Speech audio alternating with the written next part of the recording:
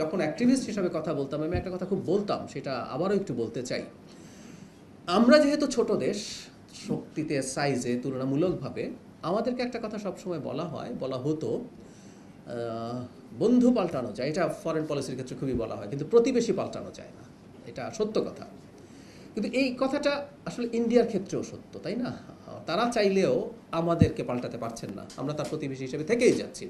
আমি বিশ্বাস করি তাদের সরকার ওই ব্যাপারটা বুঝবেন যে অনাকাঙ্ক্ষিত ঘটনা ঘটেছে। এটাকে আসলে আমি মনে করি যে এক ধরনের বার্তা, পজিটিভ বার্তা হিসেবেই নেওয়া দরকার, যে বাংলাদেশের সাথে একটা স্বাধীন সার্বভৌম রাষ্ট্র বাংলাদেশ, একটা ওভারওয়েলমিং মেজরিটি নিয়ে জেতা একটা সরকার ক্ষমতায় আছে, দায়িত্বে আছে, যে 2/3 বেশি সিট পেয়েছে, যে 50% বেশি পাবলিক ম্যান্ডেট পেয়েছে, বিদ্রোহী প্রার্থী না থাকলে এটা আরও কোথায় যেত, এটা একটা হিসেবও আছে। সেই সরকারের সাথে আত্মমর্যাদা, তার আত্মমর্যাদা ঠিক রেখে এনগেজ করতে হবে।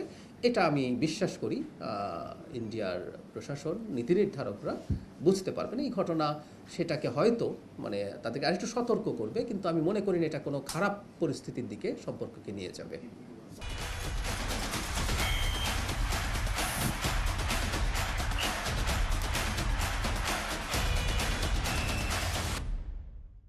খুব বিস্তারিত বলছি না, আমি আবারও বলছি, শুরুতেই বলেছি যে এটা আমাদের পররাষ্ট্র মন্ত্রণালয় এখন একটা দুটো দেশের, এটা অভ্যন্তরীণ একটা ইস্যু হলে ব্যাপার ছিল, এটা যেহেতু দু দেশের ইস্যুতে পরিণত হয়েছে, এখানে একটা কূটনৈতিক পারস্পরিক যে যোগাযোগ আছে সেটা স্থাপিত হয়েছে, সেটা তাদেরকে ডিল করতে দেই। প্রথম প্রশ্ন হচ্ছে, আমার কূটনৈতিক পাসপোর্টটা আমি নেইনি মানে অন্য কোনো কারণে না, একটু আচ্ছা নেব করতে করতে হয়েছে। কূটনৈতিক পাসপোর্ট কোনো কারণ না, কারণ আমার পাসপোর্টে সার্ক স্টিকার দেওয়া হয়েছে, তার মানে কূটনৈতিক পাসপোর্ট যেভাবে কাজ করে এটা সেভাবেই এফেক্টিভ হওয়ার কথা। So it's not at all a reason. কেউ বলছেন এই কূটনৈতিক, মানে আমি যদি কোনো দিনও কূটনৈতিক পাসপোর্ট নাও নেই, আমার কি বিদেশ ভ্রমণ বন্ধ হবে? আমি কূটনৈতিক পাসপোর্ট নিতে কিন্তু বাধ্যও না, ওটা একটা privilege which I can avail. আমি আমার জায়গা থেকে এটা আমি নিতে পারি চাইলে, কিন্তু এটা আমাকে নিতেই হবে এমন কোনো কথা নেই। এবং কেউ বলার চেষ্টা করছেন যে পাসপোর্ট কারণ ছিল না, অন্য কারণ ছিল, এগুলো আপনারা ইন্ডিয়ান মিডিয়াতেও আসলে কম বেশি এসছে। আচ্ছা, কি হয়েছিল আমি যা দেখেছি, আমি আমার কথাটুকু অল্প 2-3টা বাক্যে বলি। আমার তো একটা ডেলিগেটকে লিড করছে, আমার সাথে আরও মানুষজন ছিলেন, তারা তাদের ইমিগ্রেশন পার করে চলে গেলেন। আমার ইমিগ্রেশন যখন শুরু হলো, আমি মুহূর্তেই বুঝতে পারলাম তারা দেরি করছেন, তাদের সময় লাগছে। তারা তারপরে নানান জনের সাথে কথাবার্তা বলছেন। আমাদের হাই কমিশনার প্রথম থেকে আমার সাথে ওখানে ছিলেন, এটা সবচেয়ে জরুরি কথা। আমাদের হাই কমিশনার সম্পর্কেও অনেক কথাবার্তা বলা হয় যে তার দুর্বলতা, গাফিলতি কিছু ছিল কি না। আমি এখানে স্পষ্টভাবে বলছি, আমি ওখানে ল্যান্ড করার পর থেকে শেষে আমি ইন্ডিয়ান টাইম রাত 12:30টায় একটা ফ্লাইটে কলম্বো হয়ে ঢাকায় ফিরেছি, কারণ আমি চাইনি ভারতের ইমিগ্রেশন ক্রস করব। সেই জন্য আমারও বেশ কিছু ঝুট ঝামেলা হয়েছে। পুরো সময়টা হাই কমিশনার পাশে ছিলেন, তিনি তার জায়গা থেকে সলভ করার চেষ্টা করেছেন, বিভিন্ন জায়গায় ফোন করে। সমস্যা কি হয়েছে আমি নিজের মুখে বলছি না, এটা পত্র, বিশেষ করে ইন্ডিয়ান মিডিয়াতে এটা যথেষ্টই এসছে। তারা তাদের সোর্স থেকে তাদের খবর দিয়েছেন, কিন্তু 2 ঘন্টার মাথায় আমি ডিসাইড করেছি যে ইটস টু মাচ, আমি আসলে আর ঢুকবো না। এবং এই সময়টাও যে আমি এই রাষ্ট্রের, আমি আবারও বলছি ব্যক্তি না, আমি এই রাষ্ট্রের একটা পদে আছি, সেই পদের প্রতি যে সৌজন্য সেটা ল্যাক করেছে বলে আমার মনে হয়েছে। সেই কারণে আমি এই সিদ্ধান্তটা নিয়েছি। এবং সেটা কেন কি হয়েছে সেটার কারণ আপনার সম্ভবত ইন্ডিয়ান মিডিয়াতে বা বাংলাদেশের অনেক মিডিয়াতেও এসছে, সেটা পাবেন। আমি আসলে আর খুব বিস্তারিত বলছি না। না, আর কিছু বলবো না। আমি যা দেখেছি, আমি ডিসিশন কেন নিয়েছি আমি সেটা আপনাকে জানালাম, যে আমার মনে হয়েছে আমি ওখানে 2 ঘন্টা যখন হয়ে গেল, তখন আমার মনে হয়েছে আসলে এটা টু মাচ, আমি আর অপেক্ষা করব না, আমি ব্যাক করব। তারপর আমি আসলে আমার পাসপোর্ট ফেরত চাইলাম। যখন আমি পাসপোর্ট ফেরত চাইলাম, তখন তাদের দিক থেকে খুবই আন্তরিকতাপূর্ণভাবে, তারা এটা বলতে হবে, তারা আমাকে রিকোয়েস্ট করেছেন, কিন্তু আমার মনে হলো হোয়াট হ্যাপেন্ড, এটার একটা প্রতিবাদ রেজিস্টার থাকা দরকার আছে। সেই কারণে আমি আসলে, হ্যাঁ, অনেকে বলছেন যে আমাকে দেওয়াই হবে না, তারা একটা সময় চেয়েছেন, এটা ফ্যাক্ট। এটা দেখবেন যে বিভিন্ন মিডিয়াতে ওভাবেই এসছে, কারণ ওখানে অনেক মানুষ প্রেজেন্ট ছিলেন, তারা একটা পর্যায়ে চেয়েছেন।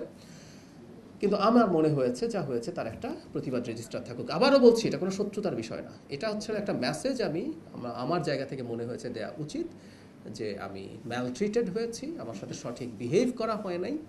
কারণ আমি যখন যাব, এই তথ্য জানানো হয়েছিল, আমাকে নিয়ে যদি কোনো সমস্যা থেকে থাকে, সেই সমস্যা তারা সমাধান করা অথবা অবজেকশন আগে দেয়া, এরকম কিছু হলেই হয়তো হতো। কিন্তু না, যেটা ঘটলো সেই কারণেই এটা ওভাবেই করা হয়েছে। আমি যা দেখেছি, আমি আমার দিক থেকে, আমি তার ভেতরে কি হচ্ছে, কেন হচ্ছে, এগুলো তার আমি বুঝতে পারছি না। আমি যেটা দেখেছি, আমাকে দেরি করানো হচ্ছে, আমাকে যেভাবে রাখা হয়েছে, বসানো হয়েছে, সেটা আমার কাছে সঠিক মনে হয়নি। এবং আমাদের হাই কমিশনারকে আমি দেখেছি, তিনি বিভিন্ন পর্যায়ে যথেষ্ট চেষ্টা করছেন। এমন না যে 2 ঘন্টা আমি এমনি বসে আছি, তারা চেষ্টা করছেন। আমাদের হাই কমিশনারও যখন চেষ্টা করছেন এবং এটা যখন সলভ হচ্ছিল না দেখলাম, তখন আমার মনে হলো ইটস বেটার টু রিটার্ন। আচ্ছা, হাই কমিশনার আমাকে ব্রোডিং ব্রিজের মানে গোড়া থেকেই নিয়ে আসছেন। বুথে ছিলেন, উনি ওনার পরিচয় দিয়েছেন, আমার পরিচয় দিয়েছেন। তারা প্রথম থেকে জানেন, মানে ওখানে যারা অফিসিয়ালস ছিলেন, আমি কে। হাই কমিশনার বলেছি, মানে প্রয়োজন ছিল না, কিন্তু উনি আমাকে কলম্বোর যে প্লেন সেটা তুলে দিয়ে বাড়িতে গেছেন। ওখানে আরেকজন অফিসিয়াল ছিলেন, হাই কমিশনারকে আমি বলছি যে আপনি চলে যান, উনি আমাকে তুলে দিলেই হবে। কিন্তু না, উনি করেছেন। শুধু সেটা না, আমি যখন শ্রীলঙ্কায় 3.5 ঘন্টা ছিলাম, আমি বারণ করেছি, কিন্তু আমাদের শ্রীলঙ্কার হাই কমিশনার যিনি আছেন তিনিও এয়ারপোর্টে প্রেজেন্ট ছিলেন। সো আমি আমাদের অফিসিয়ালদের আন্তরিকতা, বিশেষ করে দিল্লিতে হাই কমিশনার বুথে শুধু না, উনি প্রতিটা মুহূর্তে, এমনকি আমি কিভাবে দেশে ফিরবো, কারণ আমি চাইনি ইমিগ্রেশনের সিলটা দিতে, যে আমি ওখানে প্রবেশ করি নাই, এটার একটা সাইন থাকা দরকার। এই কারণে আমার কিন্তু ফেরাটা জটিল হয়েছে, নাহলে এটা সহজ হতে পারতো।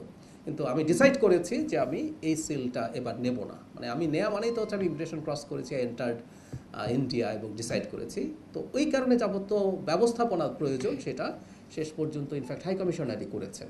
আর আমাকে খুব বেশি জিজ্ঞাসাবাদ করা হয়নি আসলে। ডিল করছিলেন হাই কমিশনার, আমাকে একটা জায়গায় বসতে দেওয়া হয়েছে, যে বসতে দেওয়াটাও আমি মনে করি এই রাষ্ট্রের একজন প্রতিনিধি হিসেবে was not suitable for me. আমি বসেছিলাম মূলত, খুব বেশি কিছু জানানোও হচ্ছিল না। ইনফ্যাক্ট খুব বেশি যে মানে প্রচুর জিজ্ঞাসাবাদ করা হচ্ছে, ব্যাপারগুলো এরকম কিছু ছিল না। এবং নানান কথাবার্তা কোনো একটা রুমে নিয়ে আটকে রাখা হয়েছে, না, একদম একদম ভুল কথা এগুলো। নিশ্চয়ই যাব, আমি এই কথাটা খুব স্পষ্ট করে দিচ্ছি। আমি যদি প্রপার ইনভিটেশন পাই, আমি নিশ্চয়ই যাব।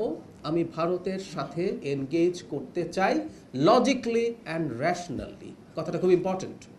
ভারতের সাথে এনগেজ করার কথা বললে কারো কারো কাছে মনে হয় যে আমি দেশ বিকিয়ে দিতে যাচ্ছি। বাংলাদেশ বিকিয়ে দিয়ে ভারতের সাথে সম্পর্ক এই সরকার কখনো করে, এটা সবার আগে বাংলাদেশ বলছি আমরা। সো ভারতের সাথে আমরা এনগেজ করতে চাই, আমাদের সমমর্যাদার ভিত্তিতে। আমরা ব্যবসা বাণিজ্য সহ আরও অনেক কিছুতে আমাদের উন্নতি করার সুযোগ আছে। আমরা যে জায়গায় ছিলাম সেখান থেকে তো আমরা নেমেও এসেছি। ইন্টারিমের সময় সম্পর্কটা যথেষ্ট খারাপ পর্যায়ে গেছে, সেগুলো সরিয়ে রেখে আমরা এনগেজ করতে চাই, ব্যবসা বাণিজ্য করতে চাই। আমাদের এক্সচেঞ্জ নানান ফর্মে হতে পারে। শুধু সেটা না, আপনারা জানেন গঙ্গা পানি চুক্তির মেয়াদ শেষ হচ্ছে এই বছরের ডিসেম্বরে। আমাদের সেই পানি চুক্তি রিনিউয়াল নিয়ে কথা আছে, আমাদের তিস্তা চুক্তি নিয়ে কথা আছে। আমাদের পানি, আমাদের অভিন্ন আরও টোটাল 53টা নদী আছে, আমাদের সাথে তো আমাদের রাইট আছে। সো আমাদের ভারতের সাথে এনগেজ করতে হবে, এবং সেখানে যদি কোনোভাবে রোল প্লে করতে পারি আমি সেটা লুফে নেব। আমি এটা স্পষ্টভাবে জানিয়ে দিই, আমার সাথে যে আচরণ হয়েছে সেই আচরণের জন্য আমি যা করেছি, এটা ওই আচরণের একটা তাৎক্ষণিক প্রতিক্রিয়া। আমি ব্যক্তিগতভাবে চাই ভারত তার এই মানসিকতা নিয়ে আমাদের সাথে আসবেন, যে একটা গণতান্ত্রিক সরকারের সাথে, ইনফ্যাক্ট ইন্টারিম সরকারের সময় তারা অনেকবার এই কথাবার্তা বলেছেন যে গণতান্ত্রিক সরকারের সাথে তারা, নতুন সরকার যেটা আসবে, যেটা জনগণের ম্যান্ডেট প্রাপ্ত, তার সাথে তারা এনগেজ করবেন। আমি আশা করি তারা সেটায় এগিয়ে যাবেন, এবং আমি যদি কোথাও কোনোভাবে রোল প্লে করার সুযোগ পাই, ইনভিটেশন পাই, নিশ্চয়ই ভারতে যাব। আবারও বলছি, ব্যক্তি জাহিদ ওখানে কিছু করে নাই আসলে, আমি এটাকে ব্যক্তিগতভাবে নেই নাই। আমি দেখেছি যে রাষ্ট্রের একটা, সরকারের একটা পজিশনের একজন মানুষের সাথে এই আচরণ হচ্ছে, সেই কারণে আসলে ওটা করেছি। সেই জন্য এটা ধরে রাখার কিছু নেই। প্রাথমিকভাবে আমার ছিল, তারপর আমি নিশ্চয়ই আলোচনার মাধ্যমে এই সিদ্ধান্ত নিয়েছি। এটা প্রাথমিক সিদ্ধান্ত আমার, কারণ পরিস্থিতি আমি দেখেছি।